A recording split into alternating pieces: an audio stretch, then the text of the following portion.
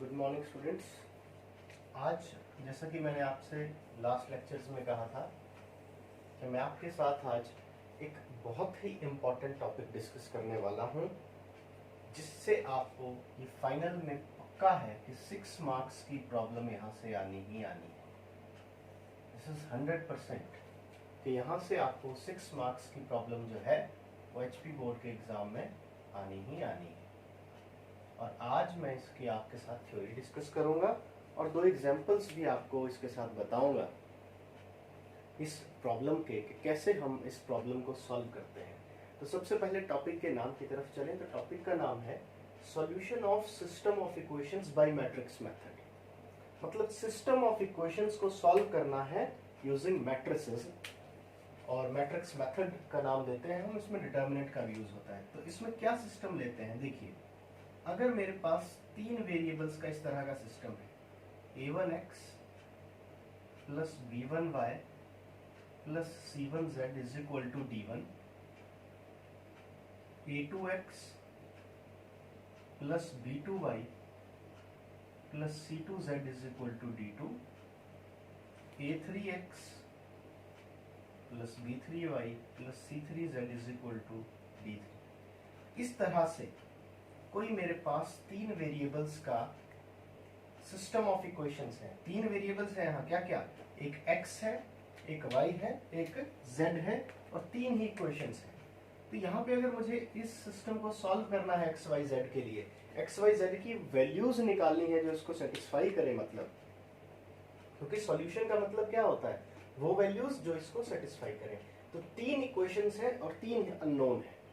तो यहाँ पे मैं तीनों अननोन की वैल्यू निकाल सकता हूँ। तो वो हम कैसे निकालते हैं वो हमें देखना है। इसके लिए हम सबसे पहले एक मैट्रिक्स, इसको हम मैट्रिक्स की फॉर्म में भी लिख सकते हैं। कैसे, यहाँ पे हम एक मैट्रिक्स A बना लेंगे जो x, y और z के कोफिशिएंट से बनेगी, यानी A1 B1 C1, A2 B2 C2, A3 B3 और C3।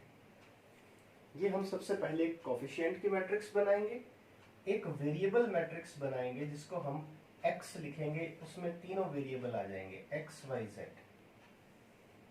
और एक कांस्टेंट्स की मैट्रिक्स बनेगी जो राइट हैंड साइड पे कांस्टेंट्स हैं d1 d2 d3। तो अगर मैं इस पूरे सिस्टम को लिखना चाहूं तो मैं इसको ऐसे लिख सकता हूं, अगर आप मल्टीप्लाई करेंगे तो आपके पास यही आ जाएगा, ax is equal to b। ठीक है, इस सिस्टम को मैं कैसे लिख सकता हूं, A matrix into X matrix equals to B, जहां पर A मैट्रिक्स क्या है मेरी, A मैट्रिक्स जो है वो हमारी कोफिशिएंट्स की मैट्रिक्स है। किसके कोफिशिएंट्स, x के, y के और z के। और x मैट्रिक्स जो है वो वेरिएबल की है, उसके अंदर हम वेरिएबल्स लिखने वाले हैं, तीनों वेरिएबल जो है हमारे पास x y z। और B मैट्रिक्स में हम कांस्टेंट टर्म्स लिखेंगे जो राइट हैंड साइड पे हैं, d1 d2 और d3। तो अब इसका सबसे पहले ये तीनों मैट्रिसेस आपको पता होनी चाहिए। ठीक है, A आपको पता लग गई, X आपको पता लग गई, B आपको पता लग गई। ये आपके दिमाग में पिक्चर क्लियर होनी चाहिए कि A किससे बनेगी, X किससे बनेगी, B किससे बनेगी। इस तरह का कोई सिस्टम दिया है। तो अब क्या होता है,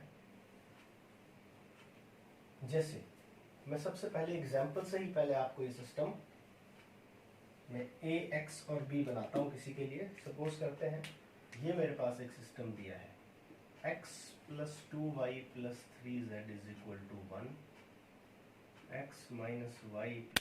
तो जैसे मैं आपको बता रहा था कि मैं आपको एक सिस्टम बताता हूँ, x plus y plus x plus 2y plus 3z equal to 1, x minus y plus z equals to 3, से 2x plus 3y minus 4z equals to 5। अब यहाँ अगर मुझे A, X और B मैट्रिक्स लिखने आनी चाहिए। सबसे पहले तो A मैट्रिक्स क्या बनेगी, A मैट्रिक्स बनेगी जो कोफिशिएंट से बनेगी। अब X का कोफिशिएंट क्या है यहाँ, 1 2 3, 1 2 3, y दूसरी से 1 माइनस 1 1, 1 माइनस 1 1 एंड 2 3 माइनस 4।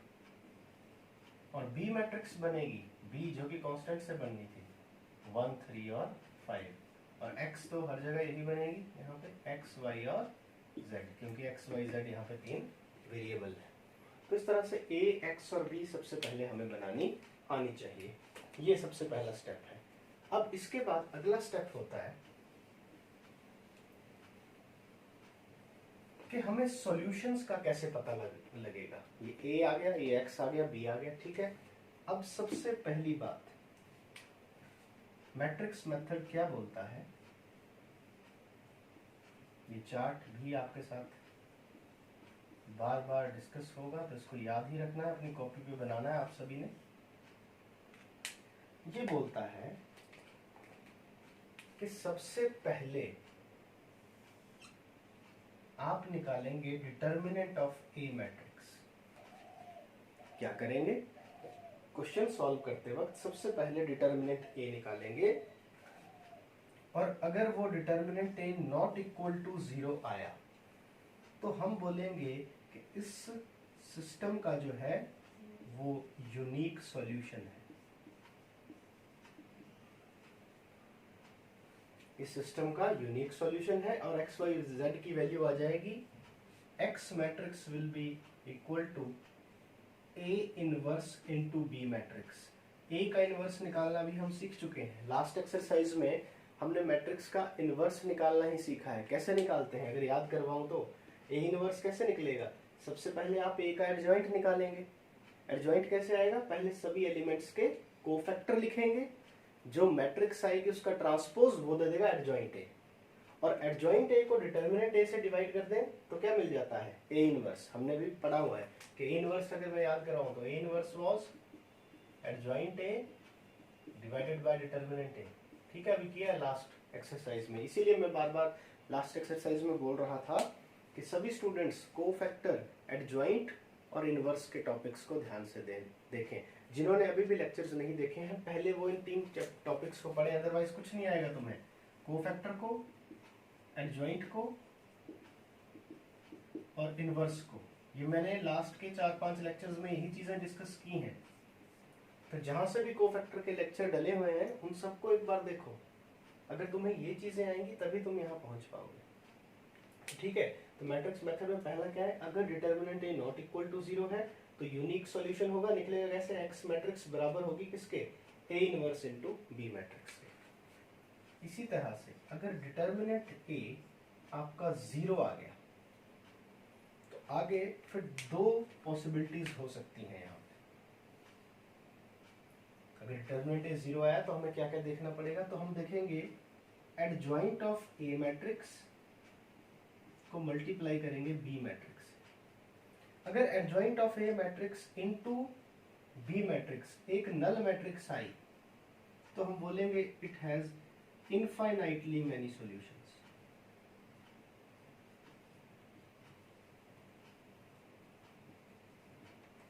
और अगर adjoint A into B matrix is not a null matrix तो हम बोलेंगे इट हैज नो सॉल्यूशन।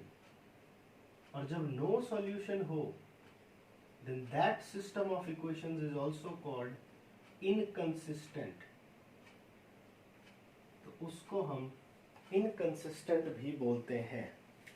ये भी आपने ध्यान में रखना है कि जिसमें कोई सॉल्यूशन नहीं निकलता है, no solution, that is called inconsistent. तो ये सबसे ज़रूरी है, ये वाला जो चार्ट है इसको अपनी कॉपी पे बना लो, दिमाग में बिठा लो। This is very very very important. और जो मैं आपको नोट्स डालूंगा उसके अंदर भी पहला पेज इसी चार्ट का है। तो अब हम इससे आगे देखते हैं इसकी प्रॉब्लम्स की तरफ कि कैसे आप आगे बढ़ेंगे। सबसे पहला जो ज़रूरी ध्यान था वो क्या था, ज़रूरी ध्यान यही था कि आपको ए मैट्रिक्स, बी मैट्रिक्स और एक्स मैट्रिक्स लिखने आने चाहिए। ए क्या है, A is a coefficient matrix, कैसे बनेगी, एक्स वाई जेड के कोफिशिएंट से।